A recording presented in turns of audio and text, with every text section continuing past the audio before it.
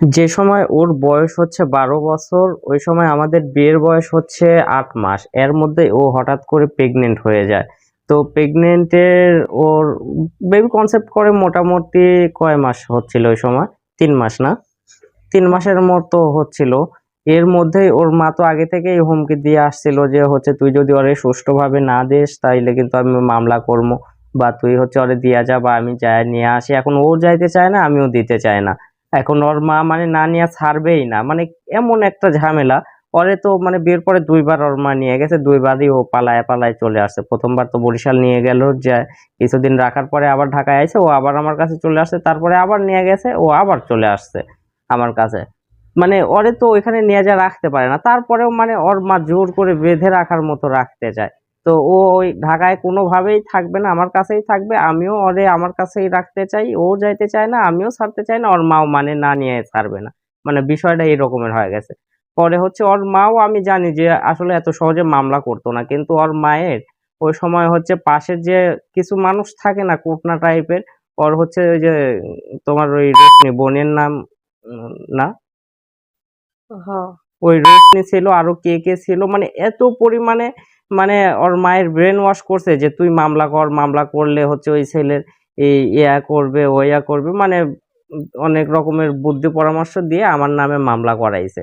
এখন আমার নামে যে মামলা করাইছে এই বিষয়টা আবার আমি জানিই না। আমার তো দোকান আছে, আমি হচ্ছে দোকানে কাজ করি মোবাইলের। তো একদিন হঠাৎ করে উম মোটামুটি 2 মাসের মতো ওর মায়ের সাথে আর কোনো ঝগড়াঝাটি নাই, কিছুই নাই। 2 মাস কি 3 মাস এই রকমের। মানে সবকিছুই ভালো মতো চলতেছে। ঝগড়াঝাটি হয় কিন্তু মানে ওই লেভেলের যে মারামারি ফাটাফাটি ওই লেভেলের কোনো ঝগড়াঝাটি নাই। এর মধ্যে হচ্ছে ওর মা একদিন গেছে বরিশালে। বরিশালে যায়া ওই যে ওর রোশনি একটা বোন আছে, মামাতো বোন মনে হয়। তো ওই বোনের বাড়ি ওর হচ্ছে ইয়াতেই বরিশালেই। তো ওইখানে যায়া হচ্ছে আমার নামে মামলা করে আসছে ওর মা। এটা বিষয়টা আমি জানি না। এই মামলা কইরা আবার ঢাকায় আসছে, আসার পরে আমার সাথে ওর সাথে মোটামুটি কথাবার্তা চলে। কিন্তু ওই রকমের যে আগের যেরকম মারামারি ফাটাফাটি সবসময় কথা বললে ঝগড়া হইতো, এই জিনিসটা একটু কমে আসছে। ওর মায়ের তো মনে মনে আছে যে আমি তো মামলা করছি, সময় তো আসতেইছে। ওই জন্য এত মানে চাপ দিচ্ছে না ওরে যাওয়ার জন্য। তো এর মধ্যে মোটামুটি 2 মাস 3 মাস পরে হঠাৎ করে একদিন হচ্ছে আমি দোকানে বসে আছি।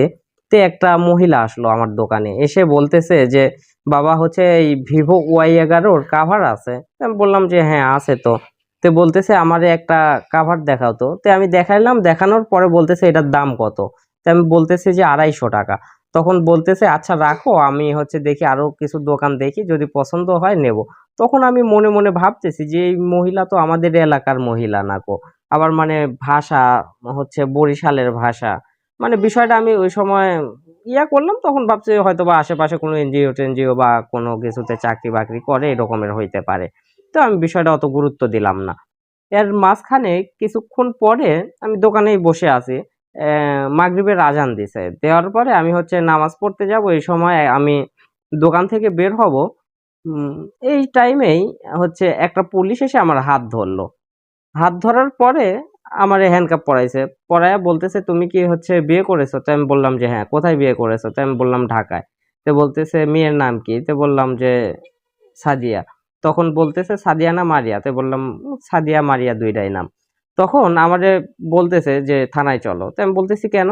তো বলতেছে, "চলো।" পরে আমারে গাড়িতে উঠায় নিয়ে থানায় গেল। তখন আমি মনে মনে ভাবতেছি যে, আচ্ছা একটু আগে যে আমার থেকে কাভার নিতে আসলো একটা মহিলা, হচ্ছে বরিশালের ভাষা, বরিশালের কণ্ঠ শুনলাম।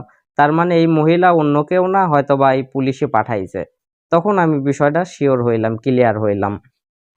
পরে হচ্ছে আমারে থানায় নিয়ে গেল। থানায় নিয়ে যাওয়ার পরে হচ্ছে ওইখানে আমারে বসাইলো। বসানোর পরে হচ্ছে ওই মানে মামলা তো হইছে বরিশাল কোর্টে।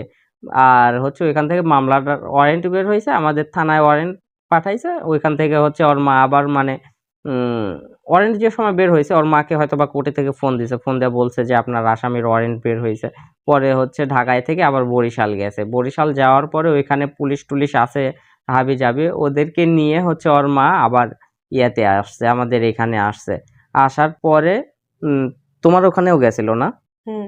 ওই সময় হচ্ছে ও আমার বাসাতেই তো, ওই ও বাসায় আছে, আমি হচ্ছে দোকানে গেছি। পরে হচ্ছে পুলিশের একটা দল আমার কাছে গেছে আমারে ধরতে, আর একটা দল গেছে হচ্ছে আমার বাসায় ওরে নিতে। পরে আমারে যে সময় ধরছে ওই সেম এট এ টাইমে হচ্ছে ওর কাছেও গেছে। যাওয়ার পরে কি হয়েছে ঘটনাটা বলো তো। আমি শুয়ে আছিলাম, শুয়ে থাকতে থাকতে হঠাৎ করে, আমি তো অসুস্থ অনেক, খাইতে পারি না। পরে শুয়ে রইছি, মানে হঠাৎ করে আমার বেবি যে কনসেপ্ট করছে, ওর হচ্ছে 3 মাস চলতেছে, ওই জন্য ও একটু অসুস্থ। ওই সময়টা তো বোঝেন যে একটা বমি বমি ভাব, তারপরে শরীরের একটু দুর্বলতা থাকে এই রকমের। আমার দেখি কি আমার মামা তো বোন ঘরে ঢুকছে, পরে আমি তো দেখে চিনতেই পারিনি, অবাক হয়ে গেছি। মানে ওই যে যে রোশনির কথা বললাম ওই রোশনিও মানে তারপরে সাথে সাথে ৩-৪টা পুলিশ ঢুকলো, ঢোকার পরে আমারে মাইকো নিয়ে আসছিল, ধইরা মাইকোতে উঠায় নিয়ে গেল, মানে 1 সেকেন্ডও টাইম দেয় নাই, 1 মিনিটও। ও মানে কাহিনী হয়েছে কি, ঘরের মধ্যে যে সময় পুলিশটা ঢুকছে, ও আমাদের ঘরের আবার দরজা দুইটা তো, ও আরেক দরজা দিয়ে বের হয়ে দিছে সেই রকমের একটা দৌড় সন্ধ্যা পরে। না, দৌড় দেয়নি, মিথ্যা কথা বলো কেন তো। দৌড় দিছিল না, বললা যে ওই যে পুলিশের পায়ের চারা উঠা গেছে। না, আমি জুতা আনতে গেছি, পুলিশে মনে করছে কি আমি দৌড় দেবো। আর যে ওর ঘরটা একটু উঁচে ঠেলা তো, আর উনি আমার পিছনে হুদ্দাই দৌড় দিয়েছে, আর চারা উঠা গেছে পুলিশের। আমি মনে করছি তুমি দৌড় দিছিলা। যাই হোক, পরে ওরেও ধইরা নিয়ে থানায় গেছে, আমারেও তো দোকান থেকে ধইরা নিয়ে থানায় আসছে। আসার পরে আমাদের দুইজনকে হচ্ছে ওই মাইক্রোর মধ্যে মানে গাড়ির মধ্যে উঠায় পরে হচ্ছে বরিশাল রওনা দিল। এর মধ্যে আমি হচ্ছে আমার বড় ভাইরে ওই আমার যে দোকানে থাকতাম ওই মহাজনরে ফোন দিলাম, আমার বাড়িতে আমার বড় ভাইকে ফোন দিলাম।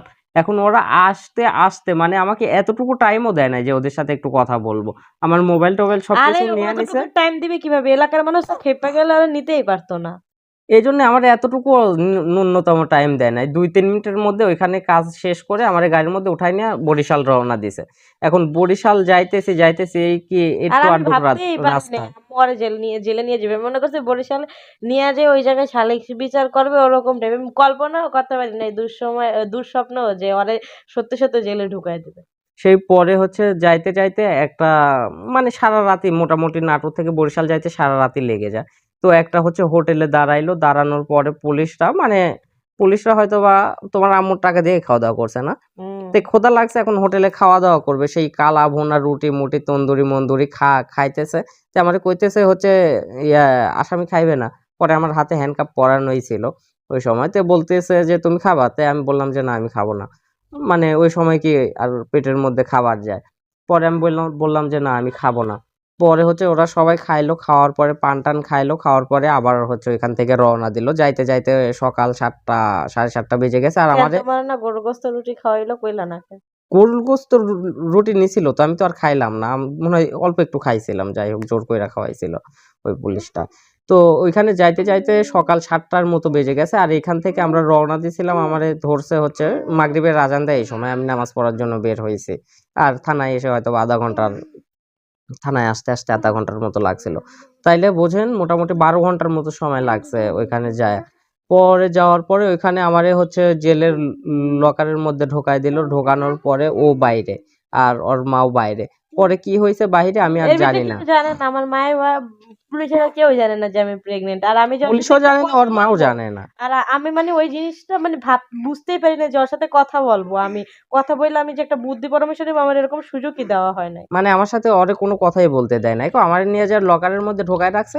আর ওর মায়ের সাথে ও থানাতে আর লকারের মধ্যে। পরে ওইখান থেকে কি হইতেছে না হইতেছে বাইরে আমি তো কিছুই জানি না।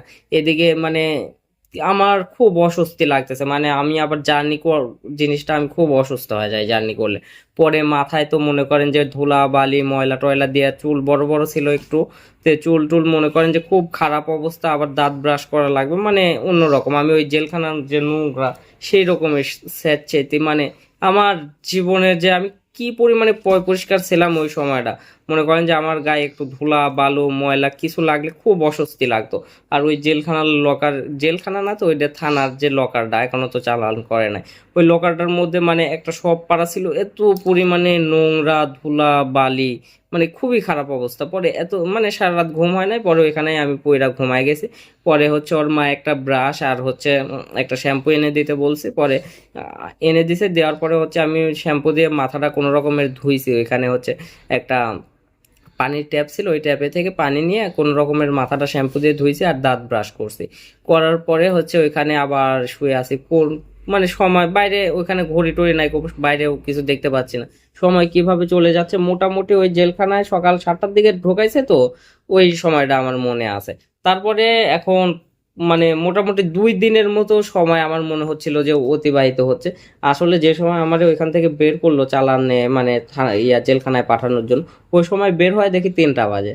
এইদিকে আমার সময় কাটতেইছে না, মনে হচ্ছে 2-3 দিন চলে গেছে।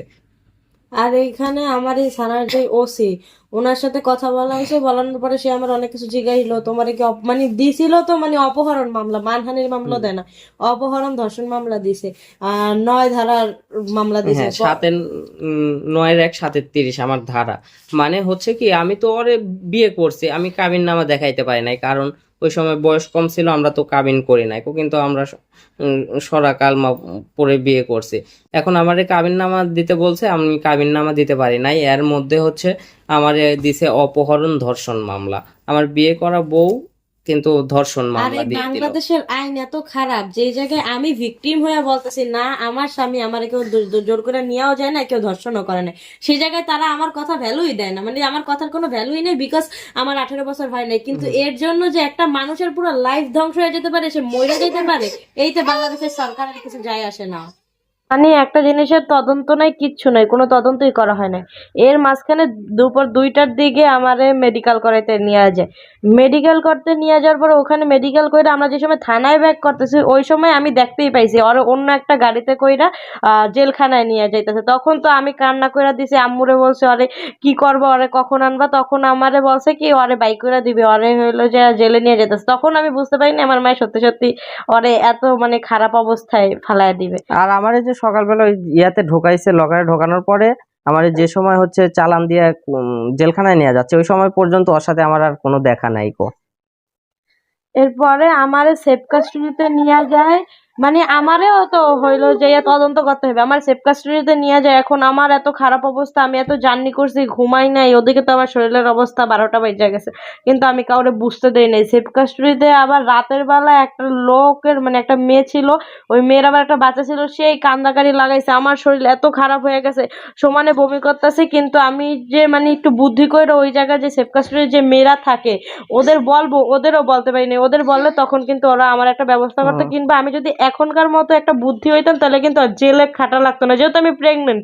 এইটা মানে অস্ত্র বানাই আমি কিন্তু মানে অনেক থেকে এখন ফাইদা আনতে অব্দিও পারতাম। এখন অব্দিও কেউ জানে না, যে ওর মাও জানে না যে ও প্রেগনেন্ট ছিল, বা কোনো পুলিশও জানে না, শুধু আমার ফ্যামিলির মানুষ এবং আমি জানি।